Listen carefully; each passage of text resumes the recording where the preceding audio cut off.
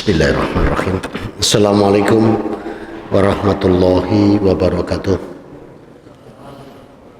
Innal hamdalillah nahmaduhu wa nasta'inuhu wa nastaghfiruh wa na'udzu billahi min shururi anfusina wa min sayyiati a'malina may yahdihillahu fala mudilla lahu wa may yudlilhu fala hadiya lahu.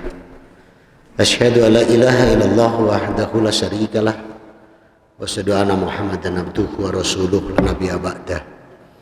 Sallallahu alaihi wa ala alihi wa ashabihi wa man tabi'ahum bi ihsanin ila yaumiddin wa salama taslima katsira. Ya ayyuhalladzina amanu ittaqullaha haqqa tuqatih wa la tamutunna illa wa antum muslimun.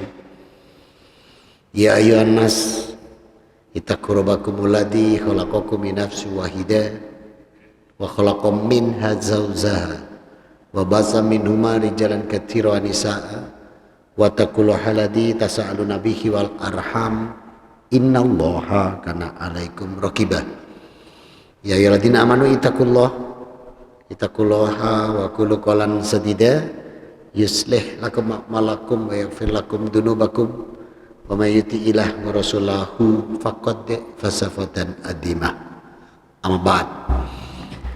Yang saya hormati, yang dirahmati Allah, yang digerakkan hatinya oleh Allah dan dipilih untuk menghadiri majelis yang mulia sholat maghrib berjamaah di Masjid Al-Ikhlas, masih mau tinggal diam duduk bertolabul ilm. Semoga langkah kita, waktu kita dicatat Allah sebagai pemberat timbangan amal ibadah masing-masing. Amin. Salam dan salawat tercurahkan pada junjungan kita Nabi Muhammad sallallahu alaihi wasallam. Semoga kita pun optimal di dalam meneladani beliau, mengikuti ittiba, agar kita nanti mencapai derajat hamba muttaqin, husnul khotimah dan ahlul jannah. Amin. Saudara-saudariku, ikhwani wa akhwati fiddin rahimani wa rahimakumullah. Hari ini tanggal berapa hari ini? Tanggal 7. Hari ini tanggal 7 karena sudah maghrib, 7 Dzulqa'dah. Ada apa dengan bulan ini? Dalam surat 9 At-Taubah di ayat 36 Rabbuna wa ta'ala berfirman, Inna iddatas suhuri indallahi isna asyara sahram fi kitabillahi yauma khalaqas samawati wal arda minha arba'atum hurum dalikat dinul qayyim fala tabdimu fihina anfusakum wa qatilunal musyrikina kaffatan kama yuqatilunakum kaffah wa'lamu anallaha ma'al muttaqin. Surat At-Taubah ayat 36, yang artinya inna idatas suhuri indallahi isna asyara sahram, sesungguhnya jumlah bulan menurut Allah adalah 12 yang sudah Allah tetapkan sejak Allah menciptakan langit dan bumi. Minha arba'atum hurum, di antaranya ada 4 bulan yang diharamkan Allah. Dalikat dinul qayyim, ini adalah ketetapan agama yang lurus. Nah, 4 bulan ini diuraikan oleh Rasulullah Muhammad sallallahu alaihi wasallam dalam kitab Bukhari, Muslim, An-Nasa'i dan Musnad Ahmad, diriwayatkan oleh Abu Bakr radhiyallahu anhu. Rasul bersabda, minha arba'atum hurum salasu mutalawiyatu, 4 bulan yang diharamkan Allah, yang 3 diurutkan, yakni Dzulqa'dah sekarang, dan kita sudah masuk tanggal 7 ini, sudah maghrib, tidak ada kata terlambat.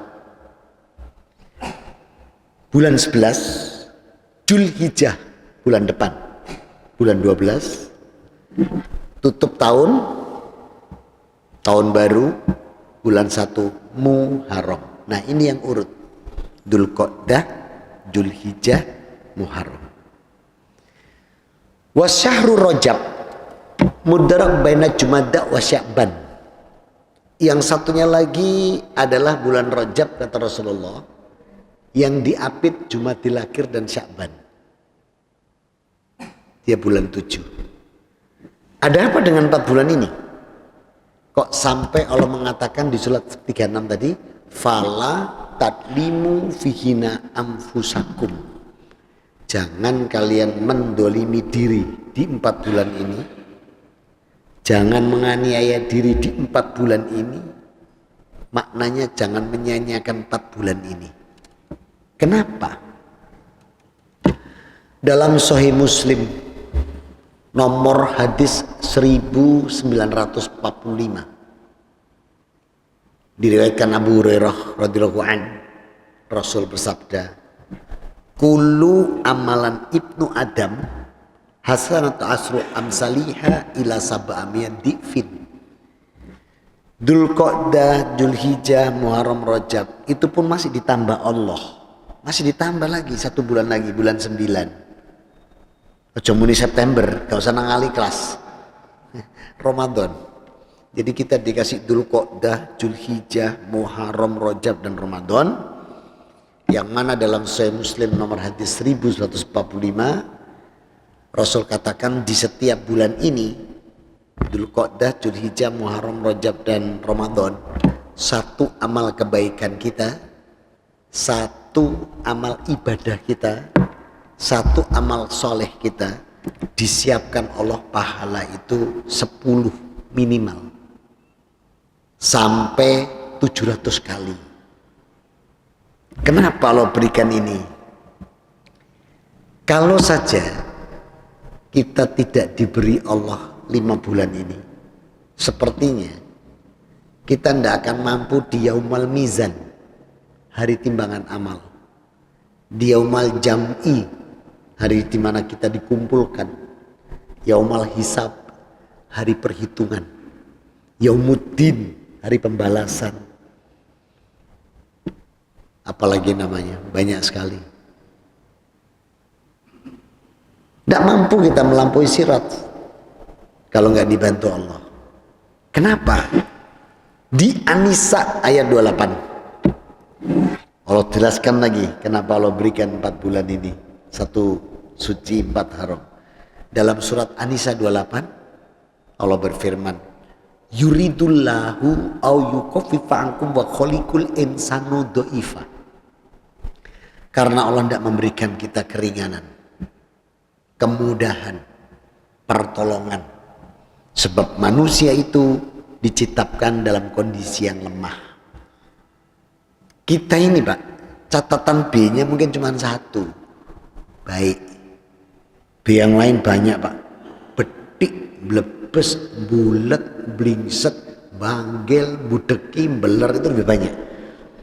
Ini kalau kita nggak dibantu Allah, tidak diberi 4 bulan haram dan 1 bulan suci, rasanya alpa, salah, khilaf, keliru, kekurangan ilmu, ketidaktahuan, ini menumpuk-numpuk amal keburukan.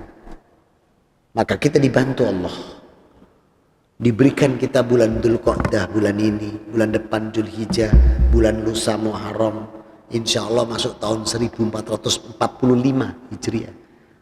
Baru nanti ketemu lagi bulan 7 Rajab, masih ditambah lagi bulan 9 Ramadan. Kalau kita nggak dibantu Allah, nggak sanggup. Maka kita kemarin sudah diberi Allah bulan 9 kemarin, 2 bulan lalu. Kita diberi oleh Allah Rabbuna wa Ta'ala edukasi, pembelajaran, pelatihan yang luar biasa. Sholatnya luar biasa. Softnya Masjid Al-Ikhlas itu sampai penuh kalau tarawih. Sekarang selesai Ramadan semakin maju. Maksudnya maju mendekati imam softnya. Kemarin kemana, sekarang kemana. Padahal sholat itu sendiri kalau bisa dibawa. Ramadan kemarin masih dibawa, terus di bulan-bulan berikutnya masuknya hijrah. Maksudnya hijrah. Ada ranah tambahan lagi dari Allah. An-Nisa ayat 100. Wa may yuhajir fisabilillah yahjid fil adimi raghaman katsira wa sa'ah. Maka orang yang membawa kembali dahsyat sholatnya dia di Ramadan dibawa ke bulan berikutnya Syawal, Dzulqa'dah terus, maksudnya hijrah. Karena dia punya perubahan. Apalagi Allah Rabbuna wa ta'ala menjanjikan orang-orang yang ke masjid ini. Dalam surat 9 di ayat yang ke-18. Innama ya'muruna masajidallahi man amana billahi wal yaumil akhir wa aqamas shalah wa ata zakah wa lam yakhsha 'alallah ulaika wa asamil muhtadun. Ini janji Allah lagi nih. Maka orang yang beriman yang sesungguhnya itu adalah mereka yang memakmurkan masjid, tetap melaksanakan sholatnya, bukan hanya Ramadan saja dahsyat, menunaikan zakat dan tidak takut apapun kecuali takut kepada Allah. Mereka inilah yang Allah berikan keberkahan dan rahmat. Maka hijrah di dalam agama kita tidak harus pindah tempat. Dulu nggak pernah ke masjid, ketambahan kena COVID kemarin, tutup lockdown, sekarang balik, ini masuk hijrah. Dan janji Allah apa tadi? Dimanapun kita disiapkan bumi Allah luas untuk kita dan diberi rezeki yang lebih berkah dan lebih melimpah daripada sebelum dia berubah. Ini janji Allah. Maka orang bisa membawa sholat-sholat Ramadannya kembali kepada bulan-bulan berikutnya. Apalagi Rasul janjikan lagi dalam Sahih Muslim 1248 diriwayatkan oleh Anas bin Malik radhiyallahu anhu, Rasul bersabda, wa kanat sholatuhu wa masyuhu ilal masjid nafilat. Maka orang yang melangkahkan kakinya ke masjid, Allah tambahkan lagi pahala baginya setiap langkah rahmat untuknya. Nah kalau ini bulan Dzulqa'dah, yang tadi Rasul bilang di bulan Dzulqa'dah, Dzulhijjah, Muharram, Rajab, setiap itu dikalikan 10 minimal.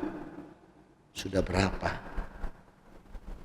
Maka orang yang masih bekerja, entah itu di instansi atau di kantornya di mana dia bekerja, dan di kantornya itu ada masjid atau musola, dan hanya masjid musola, di mana tempat didirikan sholat berjamaah. Begitu adzan zuhur, dia berhenti dari pekerjaannya, kemudian dia berjalan ke tempat musola atau masjid yang di instansi tempat kerjanya, kemudian dia sholat, maka langkah kaki kita bukan dihitung dari ruang kerja, tapi dihitungnya dari rumah masing-masing. Ini kalau nggak dibantu Allah seperti nggak mampu gitu.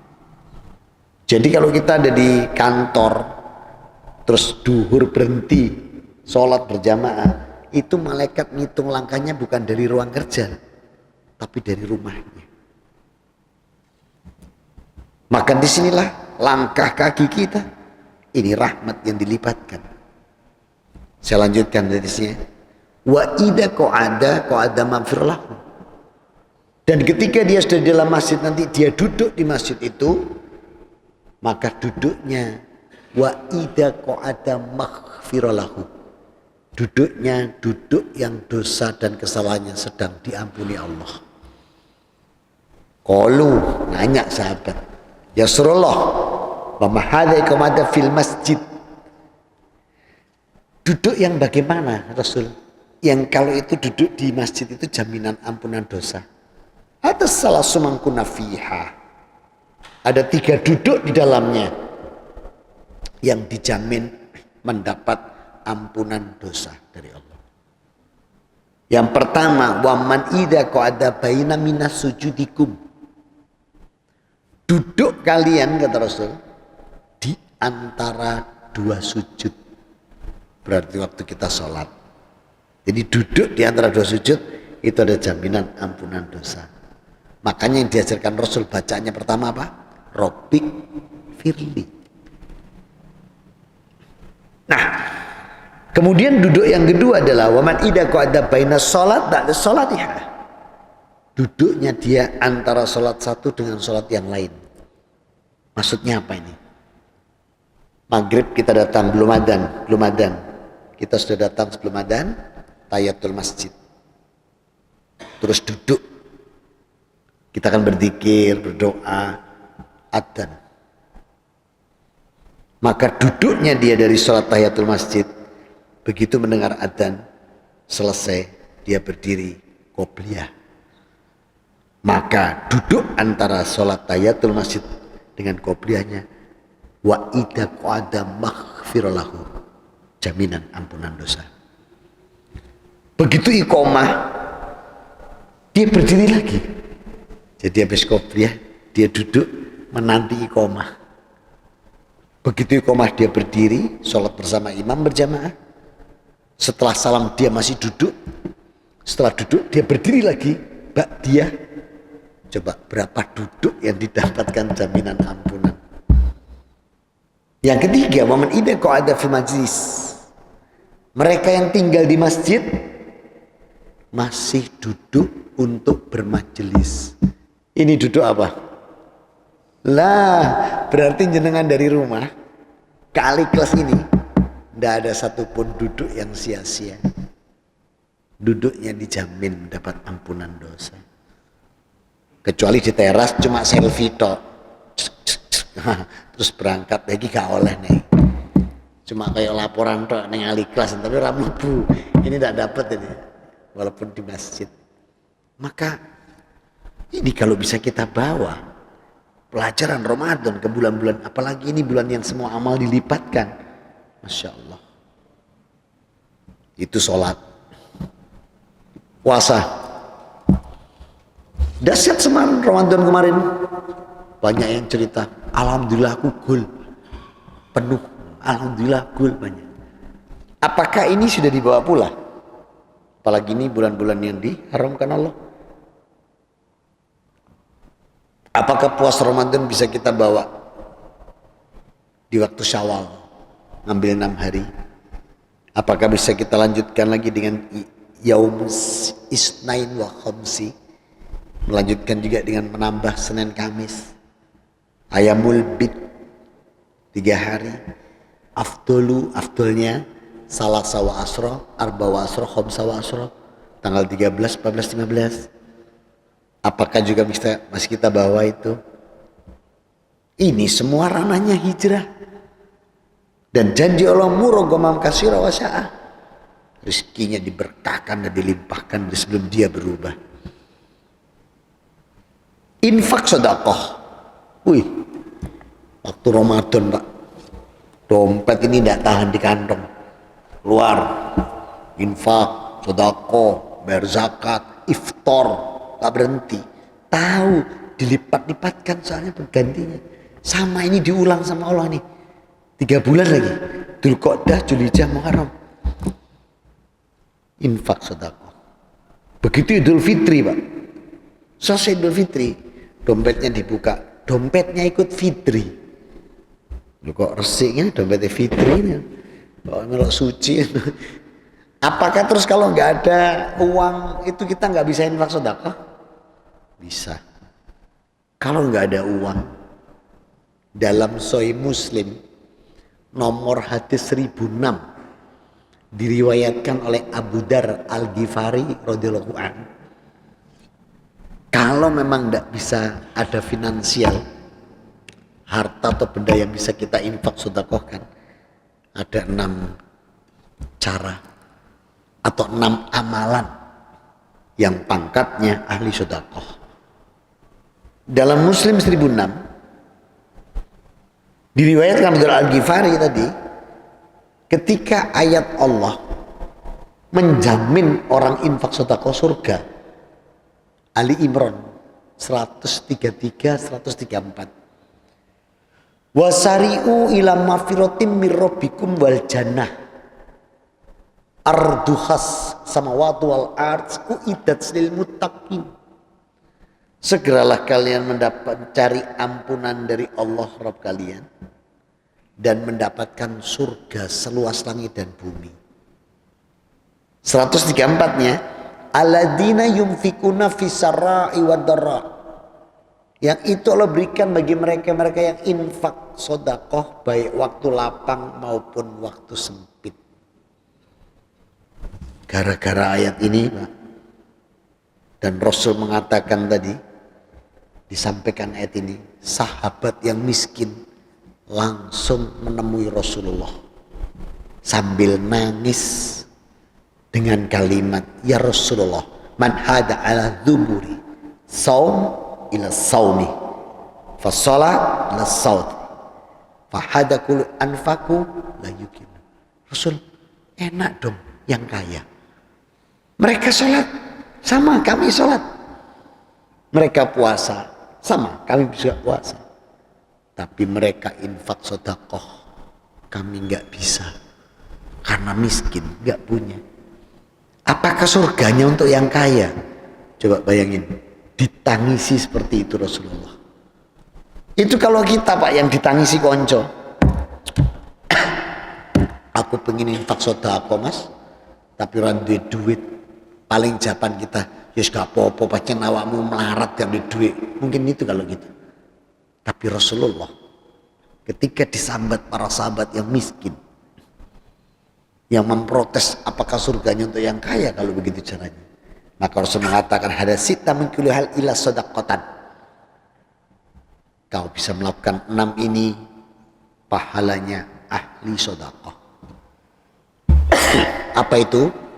Yang pertama, bidzikrullahi katsir. Orang yang hatinya banyak berzikir. Kalau memang nggak ada finansial pakai ini, tapi kalau punya uang, ada harta benda, pakai 6 ini, itu namanya medit atau meleki. Syukur-syukur punya ini 6 dipakai, oh tambah mantap itu. Nggak cuma mantap itu. Maka orang yang berzikir itu ahli sedekah. Dan sebaik-baik zikir yang Rasul ajarkan adalah takbir, tasbih, tahlil, tahmid. Ini sebaik-baik zikir.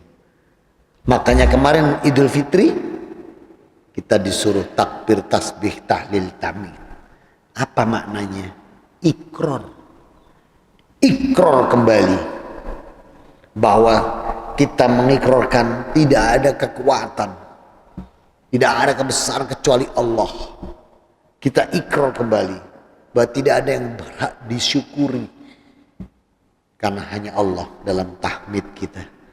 Tidak ada yang berhak diibadati dan disembah kecuali Allah dalam tahlil kita. Tasbih, tahlil, tahmid. Dan itu mestinya berbunyi sampai maghrib, selesai setelah itu. Tapi nggak bunyi, Pak. Habis sholat id nggak bunyi. Kenapa? Kena nastar, kastengel, madu mongso. Wis gak kobri mangan, rek kesana ketemu mangan, kesini anjang mangan, anjang sana aja mangan. Wis gak muni mana kita takbir, tasbih, tahlil, tahmid. Padahal diperintahkan tuh sampai maghrib terakhir. Nah, maka orang yang berzikir ahli sedekah. Yang kedua, amar ma'ruf nahi mungkar.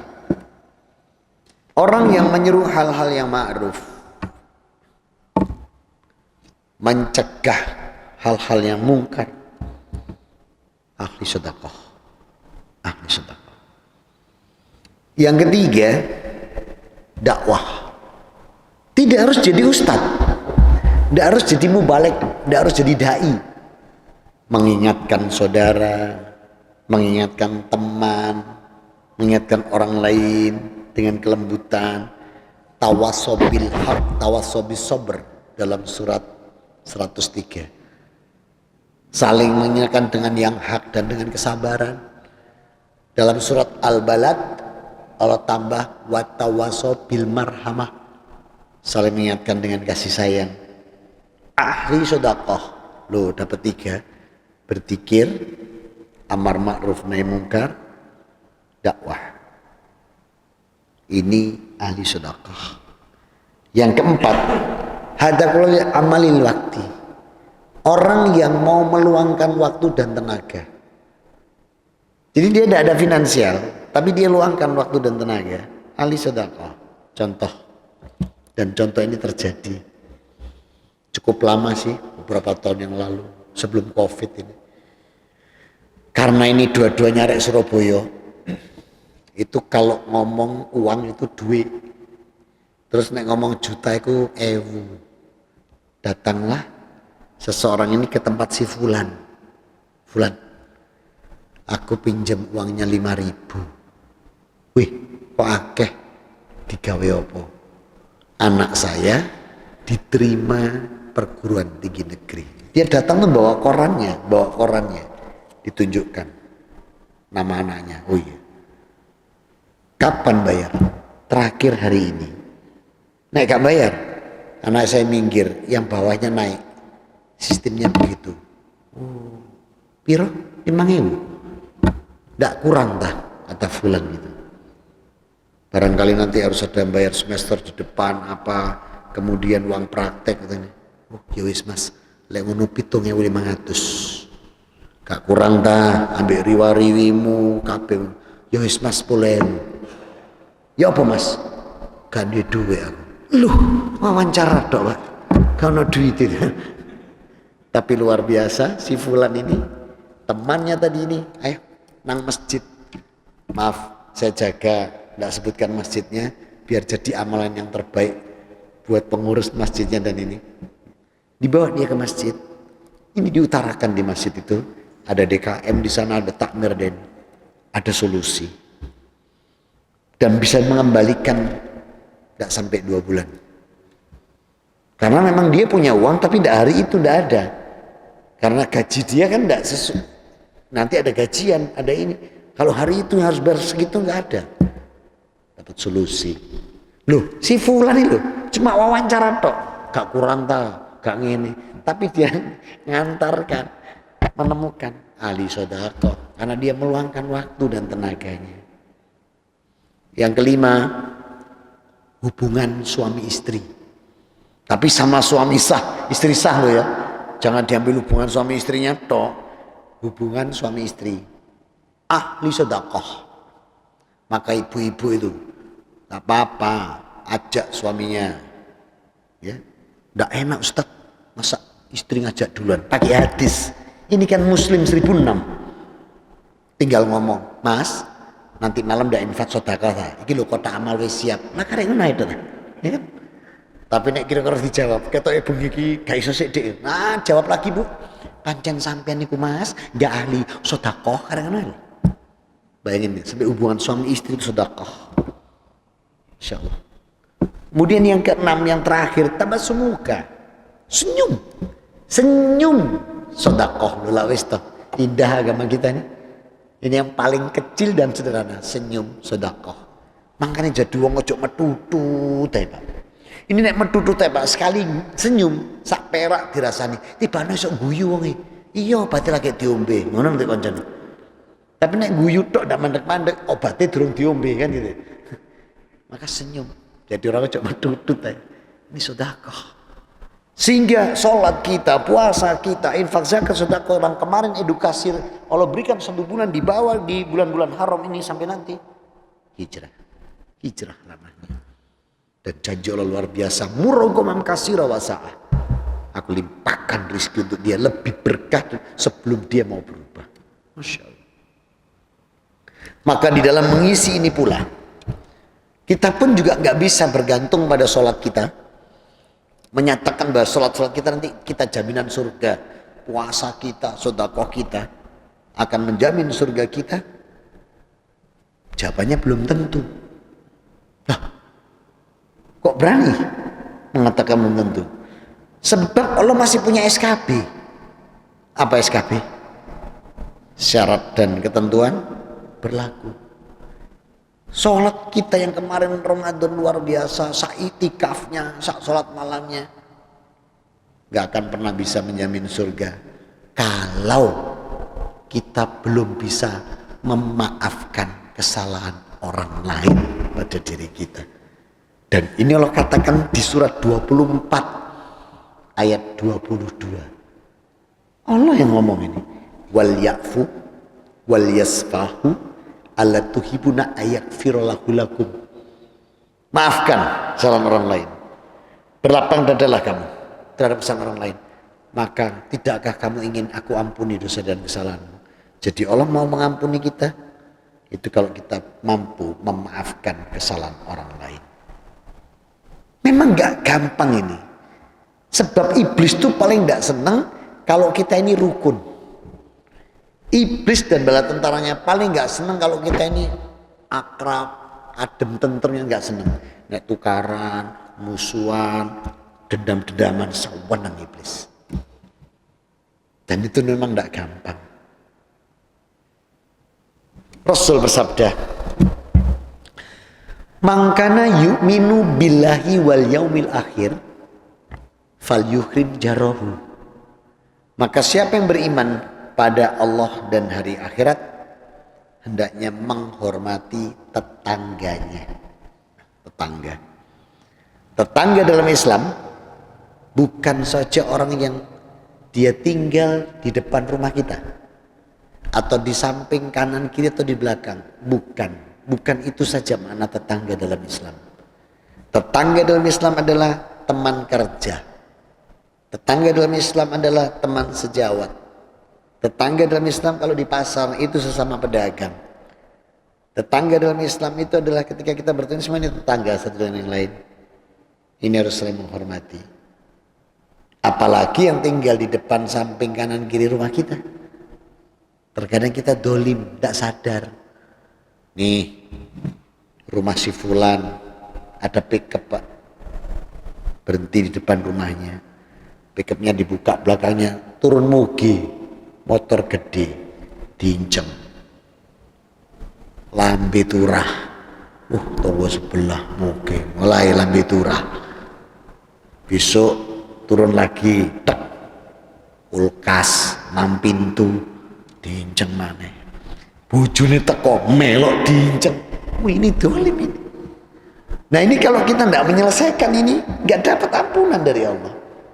Ketika Rasul menjelaskan ini, sahabat nanya, ya Rasulullah, wa anfulinas, fahadaku minah kita lu Rasul, kalau hal-hal semacam itu dimohonkan, apa tidak tanda tukaran atau peperangan? Maka Rasul mengatakan hada anfusilinas hada kuli bilisan. Itu boleh dikias. Bikaulihi wa adanuhi ila abasarihi. Jadi boleh gini. Tapi ke Allah lapornya lengkap. Jadi contoh. Ya Allah, saya mau tobat nginceng tonggo ya Allah. Nah itu. Dan lambe turah saya. Ini kok ke Allah. Ke orangnya enggak usah, tukaran. Mas, sebenarnya bojomu tak incengi. Wah, bisa jeprak rambutnya Pak. Pedangnya nanti yang keluar. Maka boleh, Mas, ambil momentum yang pas. Mungkin ada acara halal bihalal, atau pas ada acara sawal atau apa seperti ketemu. Mas, ya Mas, mohon maaf ya Mas, mata dalam memandang. Loh, telinga dalam mendengar. Lisan dalam berucap banyak dosa dan salah. Bagi yang ngaji, krungu tanggane muni ngono mau. Batin belebes temen berarti tanggoku nang mburi kuwi. Digibah opo ya kuwi ya? Ndak usah dirinci. Opo ya sebut dulu, ndak usah. Allah bilang apa tadi? Wal ya'fu wal yasfahu.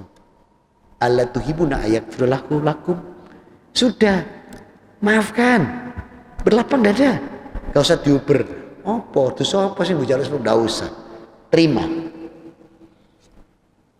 Surat ini 2422 Rasul uraikan hadisnya Bukhari nomor hadis 884. Begitu diuraikan Rasul mengatakan mamin muslimaini yaltaqiyani wa tasafahani ila ghufira lahuma qabla yatafarraqah.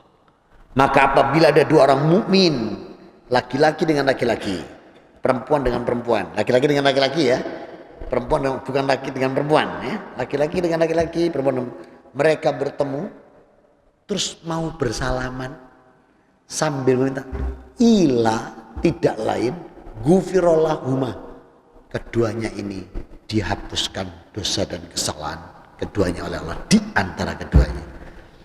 Walakum lam tatafarraqah, dan malaikat mendoakan mereka sampai silaturahmi ini selesai.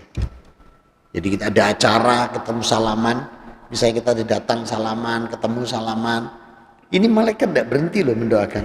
Sampai apa? Sampai kita sudah salam selakir bubar, pulang ke rumah masing-masing, berhenti malaikat mendoakan. Selama mereka masih dalam kebersamaan silaturahmi, tidak berhenti doa malaikat. Ya, jelas hadisnya. Mamin muslimaini yaltaqiyani wa tasafahani ila ghufira lahum ma qabla yatafarraqah. Apabila ada dua orang mukmin, laki-laki dengan laki-laki, perempuan dengan perempuan, mereka bertemu, saling bersalaman, dan saya satu dengan yang lain, ila ghufira lahum, tidak lain Allah hapus dosa dan kesalahan keduanya. Dan malaikat mendoakan sampai terpisahnya silaturahmi di keduanya. Insyaallah. Maka maafkan kesalahan orang lain.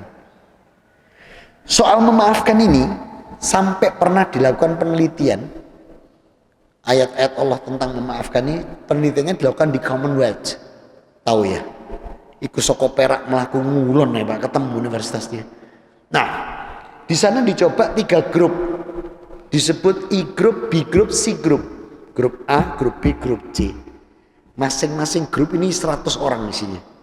3 bulan lamanya penelitian ini. Di Google ada itu, ada penelitian yang memaafkan dari Commonwealth. Ini 100 orang yang grup A ini isinya orang yang masih mangkel, masih belum bisa memaafkan, entah tahu siapa itu saudaranya, tapi pokoknya memang dicari orang-orang yang masih punya mangkel dendam, itu ditaruh grup A. Grup B ini orang yang wis gak ngurus kon larangnya aku, wis pokoknya cuek, dimaafkan. Grup B. Grup C 100 orang ini dicari orang-orang stres karena berbagai hal, pokoknya stres, dikumpulkan. Allahu Akbar, 3 bulan makan minumannya sama, tidak ada yang dibedakan. Dikasih simulasi dinamika kehidupan sama, ya diajak nonton, diajak berlibur, diajak ini apa tur apa, tidak ada yang dibedakan. Tapi setiap 2 pekan dicek metabolisme kesehatannya. Alat yang buat ngecek pertama itu CT scan otak, mau dilihat otaknya beres enggak. Grup A ini Pak, skalanya itu 3, 4. Grup B yang enggak mangkel, enggak ada ini, 1 aja enggak nyampe kadang Pak, 0, paling 1 itu lewat tok sebalik mana. Sing stres 3, 4, berarti orang mangkel belum mau memaafkan, ini podo wong stres ternyata. Ini kalau diteruskan mencelek Pak, mencelek kalau terus-terusan. Nah, jenengan pengen mencelek enggak usah nyepuro, simpen nih. Alat berikutnya elektrokardiografi, itu ngukur detak jantung pemompaan. Kalau pompanya ahli kelas banter, keren, wudunya lancar. Tapi kalau pompanya manusia banter, justru darahnya mengental. Kalau darahnya mengental, timbul penyakit Pak, keren namanya, bludrek. Loh lah wis to. Jadi sampean pengen bludrek, gak usah nyepuro, simpenan aja. Bludrek. Nah itu kalau sudah menggumpal sampai kena yang di otak, penyempitan, keren lagi nama penyakitnya, stroke. Loh lah wis to. Ternyata memaafkan tuh sampai ke metabolisme tubuh manusia dalam sains, dan itu Quran. Allahu Akbar. Maka maafkan sama lain, berlapang dada. Rasulullah dilempari, iya, dihujat, iya, diboikot, iya, tidak balas itu. Memaafkan beliau, mendoakan malah untuk dapat hidayah yang menyakitinya. Diajarkan langsung sama Rasulullah. Dan beliau adalah laqad kana lakum fi Rasulillah uswatun hasanah, contoh terbaik. Mudah-mudahan Allah berikan kita semua yang hadir ini umur yang berkah, kesehatan yang berkah, rizki berkah, halalan thayyibah, dijadikan amal soleh kita, amal ibadah kita di atas Quran, sunnah dan ijma' ulama yang teruji, sehingga amalan kita dijadikan Allah amalan yang sholihah, maqbulah wa mutaqabbala. Amin Allahumma amin. Sebentar lagi ada nisa, Saya tawarkan untuk diskusi. Kalau ada yang mau didiskusikan. Jadi tidak saya habiskan semua waktunya sampai adzan. Ada yang mau didiskusikan? Di luar tema boleh, di luar bahasan boleh. Tidak ada? Cukup? Ada. Betul. Baik. Makanya perlunya kan ancaman dunia itu orang takut gitu kan. Padahal sebenarnya yang lebih berat itu akhiratnya. Maka tidak ada lain kecuali dalam surat 96. Surat 96 Al-Alaq. Allah kan meminta kita untuk baca. Artinya itu dibaca, diperhatikan, dimaknai. Maka dalam surat 96 nggak usah banyak-banyak, 5 ayat saja. Di surat 96 mulai ayat 1 sampai 5 Rabbuna wa ta'ala akan mengatakan Iqra bismi rabbikal ladzi khalaq khalaqal insana min alaq Iqra wa rabbukal akram. Kemudian alladzi alamal bil qalam alamal insana malam ya'lam. Yang artinya bacalah ini dengan nama Allah Tuhan yang menciptakan kamu manusia dari segumpal darah. Kemudian bacalah Tuhan yang Maha Mulia yang mengajar manusia dengan kolam. Dengan apa? Qur'annya ini. Dalam surat 10 ayat 57 Allah tambahkan lagi, ya ayuhan nas qad ja'akum mau'idatum mir rabbikum wa sifa'u lima fis sudur wa huda wa rahmatal lil mu'minin. Wahai manusia, telah datang pada kalian Quran. Nasihat langsung dari Allah Rabb kalian. Dia obat segala penyakit. Penyakit apa? Penyakit hati terutama. Dan dia adalah petunjuk serta rahmat bagi yang mengimani. Nah, yang tadi bab takut, tidak takut akhirat, takut ini itu adalah salah satu bentuk penyakit hati.